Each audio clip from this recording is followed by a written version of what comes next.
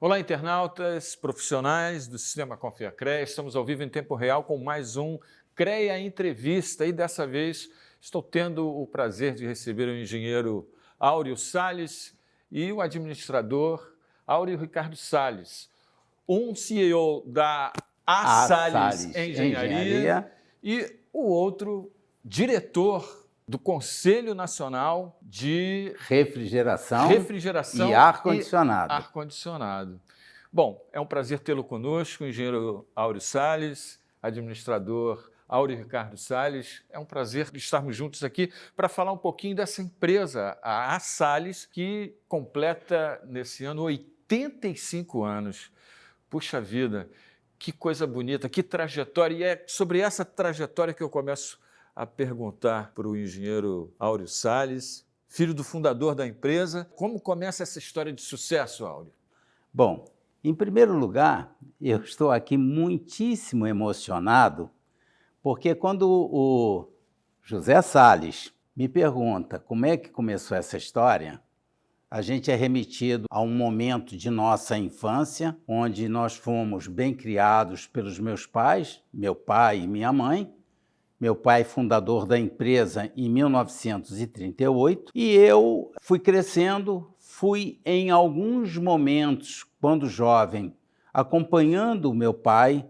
Ele dizia, entra aqui no carro comigo, vamos até a empresa. E eu ficava lá na empresa, vendo uma coisa, vendo outra, sem saber mesmo o que eu estava olhando. Mas eu fui entrando na empresa de uma forma assim como entra-se num CA, que depois passa por um curso de primeiro grau, de segundo grau, de terceiro grau, e quando eu vi, eu estava dentro da empresa.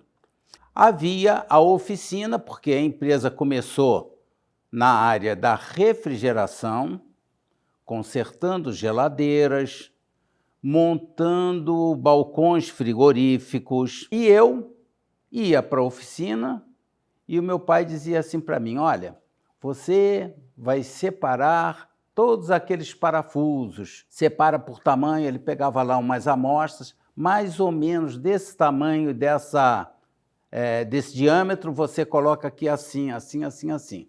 E aí eu fui andando e dali vendo o conserto de geladeiras, e eu ficava assim, poxa, como é que pode, né? Um motor elétrico funciona e dali ele gera frio. Como é isso? Como não é? Eu perguntava muitas coisas ao meu pai e ele ia me explicando à medida de que eu até poderia entender, né? E daí eu fui aprendendo um pouco, tomando um encanto pela mecânica, porque eu acho que isso também é um pouco nato, né? Eu sempre gostei muito de mecânica e eu então fui aprendendo.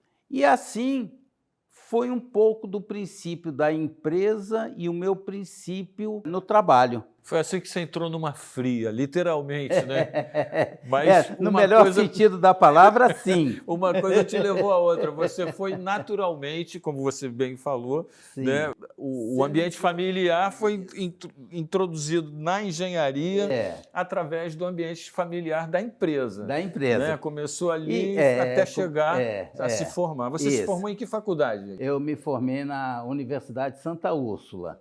E fiz um pós-graduação na PUC, em climatização, em refrigeração. Tá, mas aí pode continuar a história, só interrompi só para pegar o trocadilho que eu acho forte.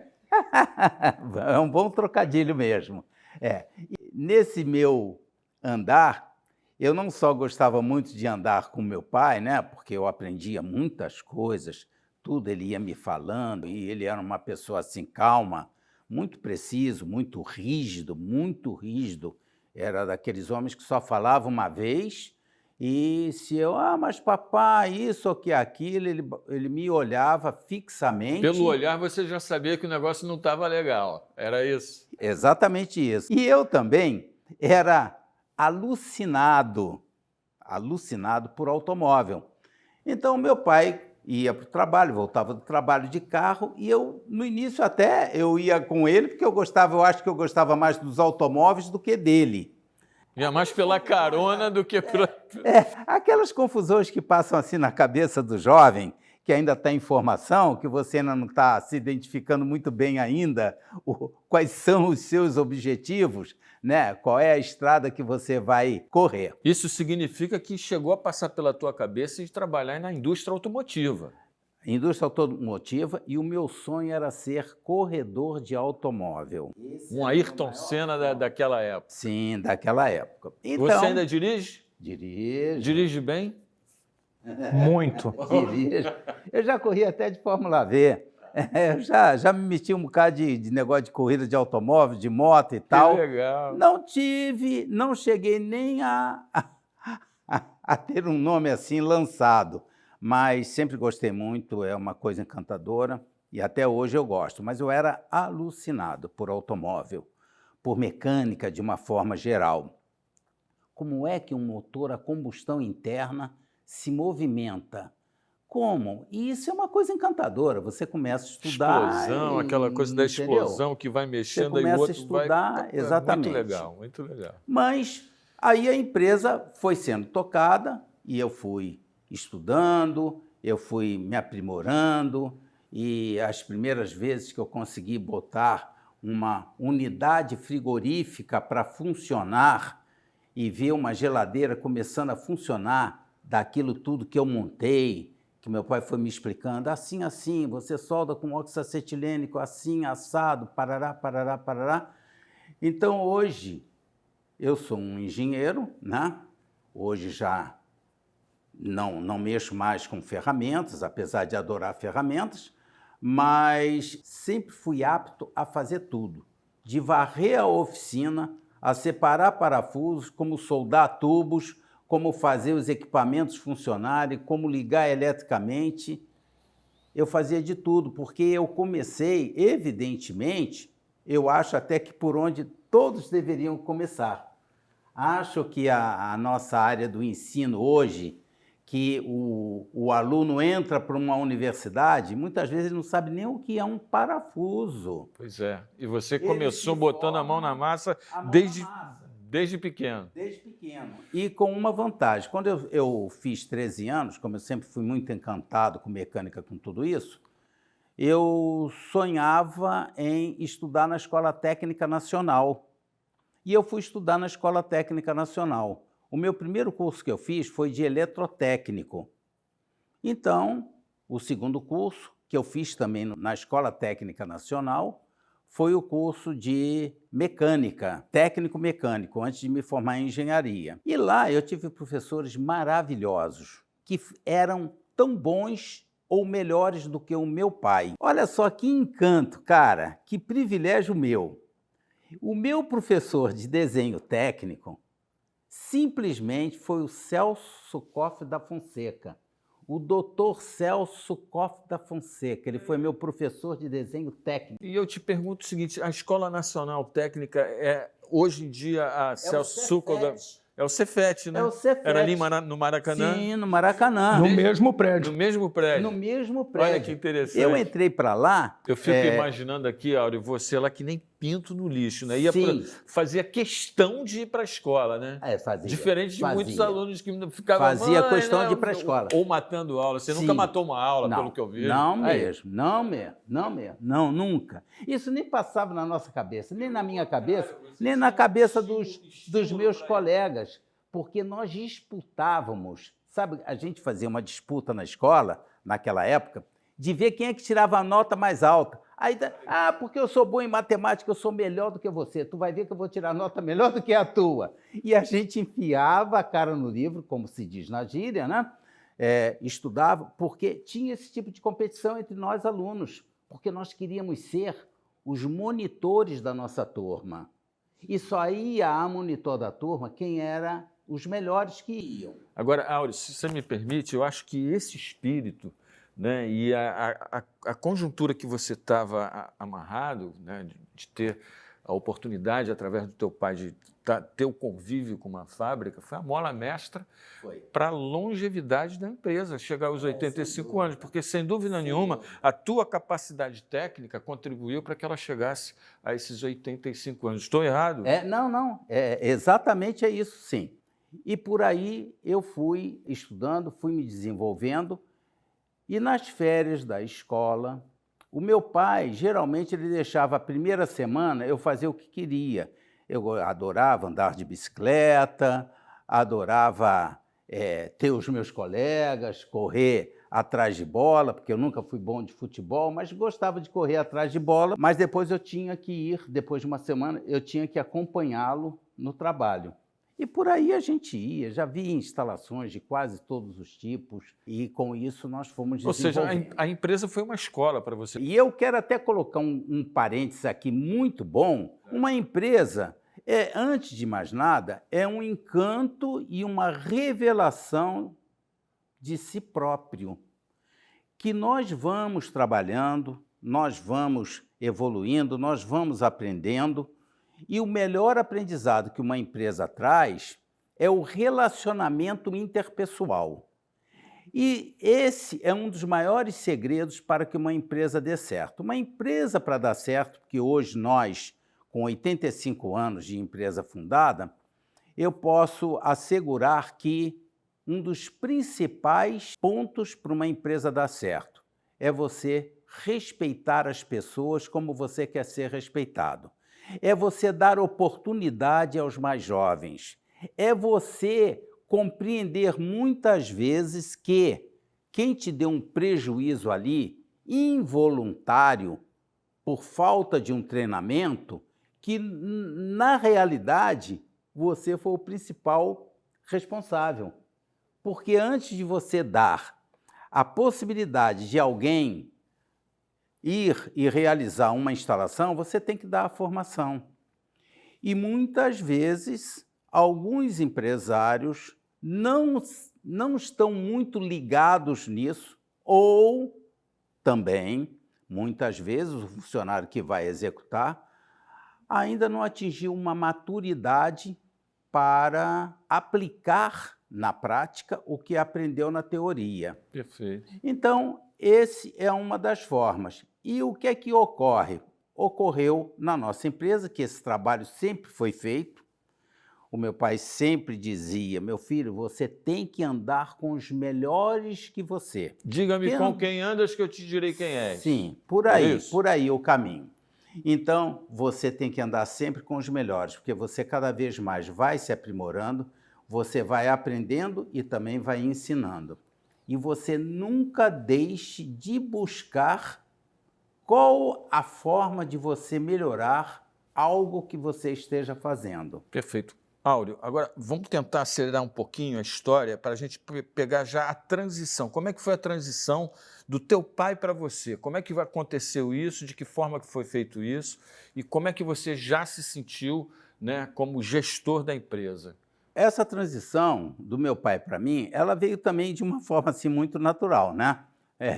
Vou falar o óbvio. Papai foi ficando mais velho, né?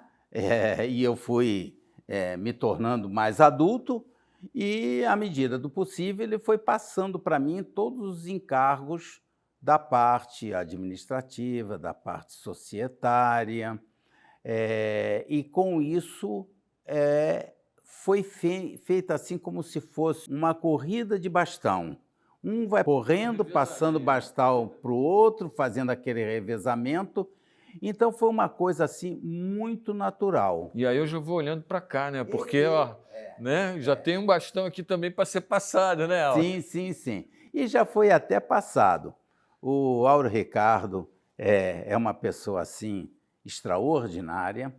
Eu tenho o Áureo Ricardo e tenho também o Leonardo. Colega, diga-se de passagem, meu colega. Colega aqui do José Salles, ele é arquiteto. E são duas pessoas que realmente são uma segurança de continuidade da empresa. Mas nós não queremos ter uma empresa contínua por ser contínua apenas.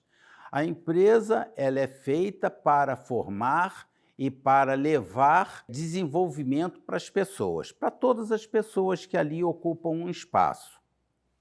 E, por que não dizer, para os seus diretores também. Porque uma outra coisa que nós temos que respeitar muito é a caminhada de cada um, a vocação de cada um, e cada um tem que ser feliz profissionalmente dentro do que ele faça. Sabe uma coisa interessante que o meu pai estava contando da história? Em um dado momento, eu comecei a trabalhar com 14 anos lá. Também separando parafuso? Sim, meu avô, meu avô falou assim, o meu pai queria que fosse um pouco mais à frente, e o meu avô falou assim, não, nas férias ele pode trabalhar sim. Eu comecei com 9 anos, por que ele não pode começar com 14? Sim. Meu avô era de 1905. Então, um outro Brasil, uma outra realidade. Comecei a trabalhar, a gente falava muito de obras diferentes, portes de obras diferentes, para a gente subir aquele degrau e a empresa começar a participar de outros segmentos. Em um dado momento eu falei assim, bom, nós não trabalhamos necessariamente com ar-condicionado, a gente trabalha com energia, porque a partir do momento que o sistema de ar-condicionado consome 50% da energia de uma edificação, se ele não for eficiente, o trabalho nessa engenharia, nessa energia térmica não for extremamente eficiente, você gera um prejuízo de operação para aquela determinada edificação. Da mesma forma, você começa a abrir o leque da empresa para outros segmentos, né? Sim, exatamente. E aí comecei a pesquisar o mercado, esse segmento, quando eu descobri que o mercado de Chicago, nos Estados Unidos, o mercado de retrofit, quer dizer, refazer com incremento tecnológico em instalações, era maior do que o mercado do Brasil inteiro. O mercado de Chicago. Então, a gente parou e pensou assim, olha, bacana, não vamos parar essa caminhada da Salles, a gente tem um conhecimento, um know-how, uma capacidade adquirida durante todo esse tempo, mas a gente precisa olhar para um outro segmento. Aí, dali, a gente, com a entrada, foi criada a ASM, com a entrada do LED no Brasil, foram inúmeras obras no Brasil inteiro, desde a Esplanada dos Ministérios, a Ponte em Niterói, Aterro do Flamengo, em São Paulo várias, em Tocantins, com LED, que trouxe ali uma eficiência bastante grande nesse segmento, né? E agora a gente está caminhando para o mercado de geração de energia a biogás, que cruza novamente com o ar-condicionado. Porque quando você gera energia com o biogás, você pode filtrar esse gás, transformar ele em biometano, injetar numa máquina de ar-condicionado, como meu pai falou em um momento, que você gera frio, pode gerar calor também. Sim. Então é um equipamento diferente que você gera o frio aproveitando esse gás, que é um reaproveitamento muitas vezes. Você está tocando num ponto fundamental com essa inovação, né, nessa diversidade, né, que a empresa passa a ter a partir desse momento, nessa transição. E agora a gente tem também o crescimento do mercado do carbono zero, e que parece que não tem tudo a ver com isso, porque a energia é limpa, né, e reaproveitamento de energia. E a gente percebe aqui, por exemplo, no Linneu de Paula Machado, o prédio aqui na Avenida Rio Branco, que foi o primeiro prédio inteligente aqui no Rio de Janeiro, eu cheguei a fazer lá uma matéria sobre o reaproveitamento da própria energia de refrigeração. Então, Sim. Não é isso? Sim. Isso aí. Conhecemos aquela obra. Né? Então, é uma coisa que é uma sinergia que foi criada de forma familiar. E aí, como o teu pai passou, você acabou passando para ele também, né? E já tem um outro degrau. Quem toca hoje a Salles é o Leonardo, meu irmão, o mais novo. E eu cuido mais da energia. Da parte e eu administrativa participo, também, sim, né? E eu participo no conselho da Salles, para a gente conversar as tendências, o que a gente acredita, como é que o mercado deve caminhar. Existe agora uma demanda muito grande que ainda está borbulhando debaixo da terra, vamos chamar assim, que é você passar a gerar sistemas de ar-condicionado, gerar o frio com o gás. Instalações essas que nós já fazemos, várias e bastante, mas só que pode ganhar uma participação extremamente importante. Hoje, o que é melhor? Você trazer a energia produzida de forma limpa de Itaipu, onde chega aqui no Rio de Janeiro e em São Paulo só 50% da energia que lá foi produzida?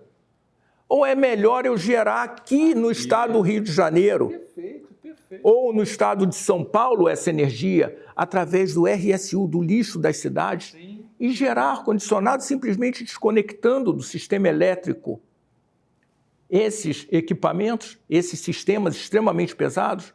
Opa! Então está havendo um novo cenário, está sendo construído no Rio de Janeiro com o projeto Reviver, que tudo vai ser reformulado. Espera aí, distritos de energia, será que não é o caminho para um distrito de emissão de baixo carbono, como está sendo criado pela prefeitura? Olha aí. Áureo, me ajuda, sabe por quê? Porque eu preciso manter a linha da cronologia dos 85 anos. A gente já está quase na ponta dos 85 anos. A gente não pode deixar perder o fio da meada aí nesse miolo para essa ponta que ele já está colocando. O que está faltando nesse miolo aí para você? Não. O que faltou nesse miolo foi que, para chegar nessa ponta onde ele chegou, nós passamos pelo miolo de fundar com outros empresários uma associação Ismáquina Chapter Brasil, que é uma associação americana que trata do desenvolvimento das tecnologias ligadas às instalações de ar-condicionado central, que trata da qualidade do ar interior, porque não só o ar-condicionado, mas a qualidade do ar interior é o principal motivo de você construir uma instalação de ar-condicionado, porque, do contrário, se há falta do ar interior, da qualidade desse ar interior, o ser humano, que é o principal em qualquer momento, ele está sendo prejudicado. Então, através da criação da Ismáquina, que nós fomos um dos fundadores, Áureo Ricardo, inclusive, foi um dos primeiros que viajou aos Estados Unidos há cerca de 32 anos atrás, Olha por aí isso. assim, Olha isso. por aí assim, junto com essa missão técnica, junto com vários empresários especializados no segmento. O bastão foi passado aí. Começou. Começou lá quando eu tinha 14 anos. Quando ele tinha 14 anos. Quando ele tinha 14 anos. Comigo começou muito mais cedo. Mais cedo, Eu já com, sei lá, meus 9 anos, 10 anos, já acompanhava o papai, Enfim, então, através dessa criação, nós tomamos conhecimento lá por fora, através da Ismáquina Chapter Brasil, que fomos um dos fundadores e que ela funciona até hoje maravilhosamente bem, essa associação de troca de tecnologia, é que nós fomos nos desenvolvendo, chegando a ponto de recebermos vários prêmios internacionais de reconhecimento de obras creditadas, obras de ar-condicionado creditadas, assim como fizemos a primeira obra, em 10 anos atrás, a primeira obra de cogeração num hospital particular, onde ganhamos esse prêmio da Ismáquina Chapter Brasil, uma obra de ar-condicionado movimentada a gás natural e que foi um sistema de cogeração com equipamentos importados do Japão. Equipamentos são máquinas especiais, máquinas por absorção, que ela trabalha por um processo físico-químico, não é um processo mecânico nem elétrico. Então, ela não consome energia elétrica, ela consome a energia do gás, é alternativa energética. E à medida que essa máquina produz a água gelada para circular nos equipamentos hospitalares, centro cirúrgico, tudo isso, o calor, por esse processo químico, físico-químico rejeitado, ele aquece a água através de um trocador de calor e essa água quente vai aos banheiros, vai a cozinha, enfim, que você tem uma cogeração, um aproveitamento de toda a energia do sistema.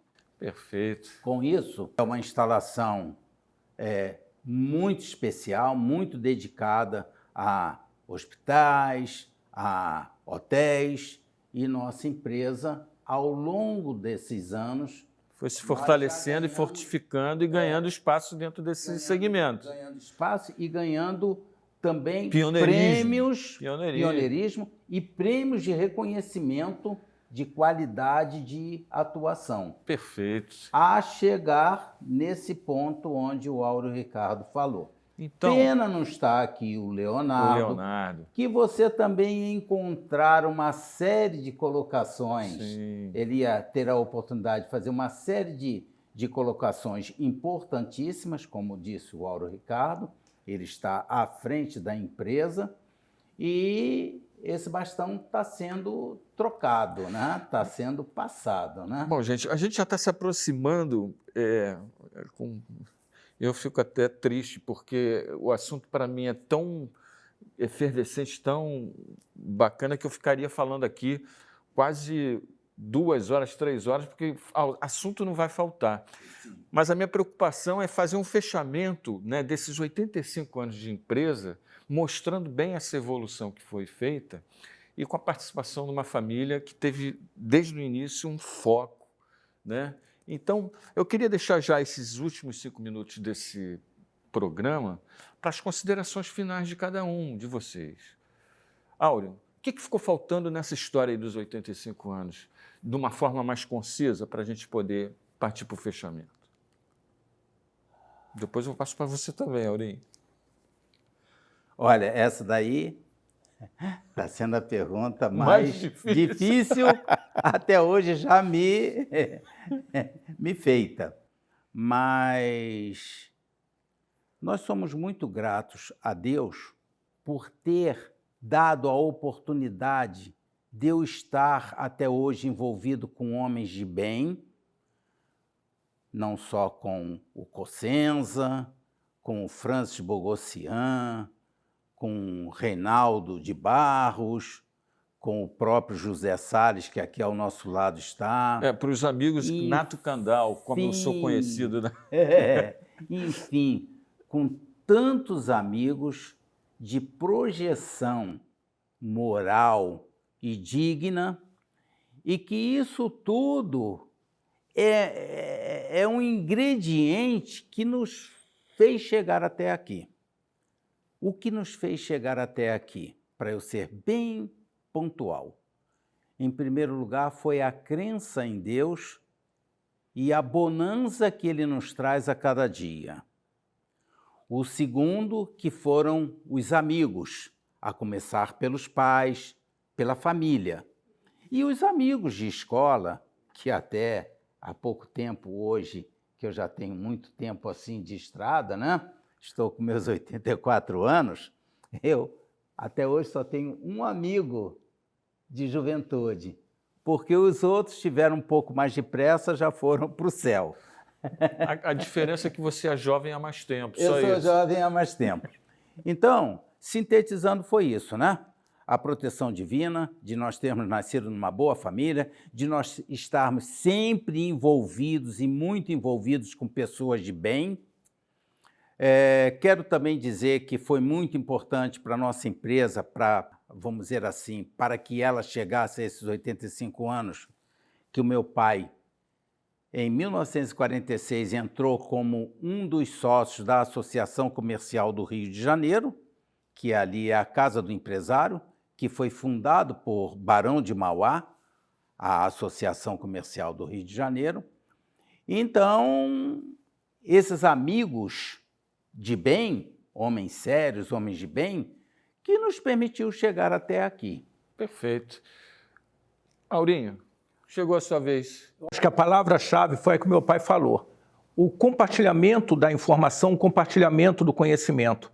As pessoas tornam-se líderes não só pela sua capacidade, mas pelo quanto elas compartilham do conhecimento que têm. Conhecimento não se guarda, se O transfere. meu pai lembrando do Celso Socol da Fonseca, lembrando do meu avô, do que ele passava. Isso é o que a gente lembra lá no final da estrada. Então, esses são pontos assim de extrema relevância. E quando meu pai fundou o Sindratara, 50 anos atrás, 51 quase já, entrando no ano 51, ele se torna um líder compartilhando o conhecimento que ele tinha já naquela época. Hoje eu participo, fui escolhido no meio de amigos como presidente do Conselho Nacional, e a minha missão na presidência do Conselho Nacional de Climatização, Refrigeração e Eficiência Energética é nada mais, nada menos do que compartilhar o conhecimento. Continuar essa política de compartilhamento. Se hoje as pessoas têm dificuldade, muitas vezes, de entender que se um fica gripado, não é por proximidade psíquica que o outro vai ficar gripado, é porque não tem um ar com qualidade suficiente. Nós temos que compartilhar essa informação. É assim que nós estamos fazendo no Conselho Nacional e trabalhando pela regulamentação de uma lei que vai ajudar a população a subir alguns degraus na qualidade de vida. Então, eu acho que o mistério está bem por aí no compartilhamento. É uma coisa que a gente tem, como meu pai falou também do meu avô, lá em 1946, associando a empresa à Associação Comercial do Rio. Isso continua. E assim deve ser uma trajetória que a gente acredita, porque funcionou conosco, que outras empresas devam fazer para transformar o Rio de Janeiro, transformar o Brasil. Puxa, gente, muito obrigado, sinceramente, de coração, pela alegria de ter compartilhado essa história com vocês, porque é uma história vitoriosa e uma história que ela se transforma em paradigma para outras histórias, né? E, bom, muito obrigado a participação do engenheiro Áureo Salles, CEO da Salles Engenharia, e também ao administrador Áureo Ricardo Salles, pela sua participação também, presidente do Conselho Nacional de Refrigeração, Ar-Condicionado e Climatização. E eficiência energética. Eu sou Nato Candal, esse foi mais um programa CREA Entrevista aqui na sua Web TV CREA, o conselho que a gente vê.